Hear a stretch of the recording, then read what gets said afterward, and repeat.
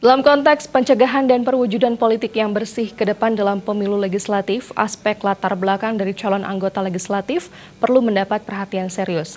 Hal tersebut ditegaskan oleh tokoh muda Luputu Nopi Srijayanti.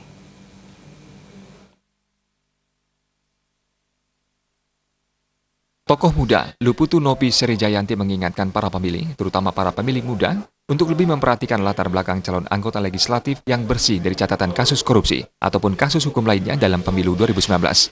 Nopi Srijayanti mengharapkan dalam konteks pencegahan dan perwujudan politik yang bersih ke depan dalam pemilu legislatif, aspek latar belakang dari calon anggota legislatif itu perlu mendapat perhatian serius sehingga para calon legislatif yang nantinya menjadi wakil rakyat benar-benar bersih dan dapat bekerja untuk mensejahterakan rakyat.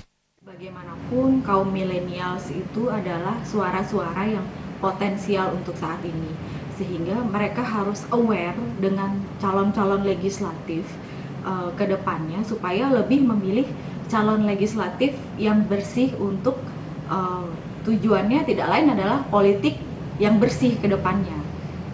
Karena latar belakang dari calon legislatif itu sendiri sangat penting bagaimana kita mewujudkan politik yang bersih, politik yang baik, kemudian yang bebas dari korupsi, itu sangat penting, sehingga saya kira kaum milenials sudah sangat paham, apalagi dengan teknologi yang maju saat ini, mereka sudah pasti tahu rekam jejak calon legislatif itu.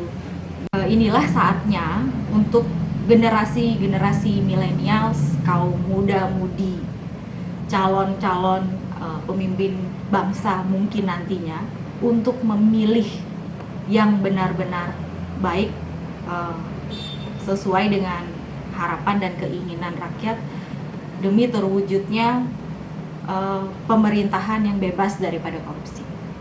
Luputu Nopi Srijayanti menambahkan, saat inilah peran generasi muda adalah menentukan arah pembangunan bangsa Indonesia ke depannya dengan memilih caleg yang benar-benar mampu membawa perubahan. Joko Andika, Bali TV.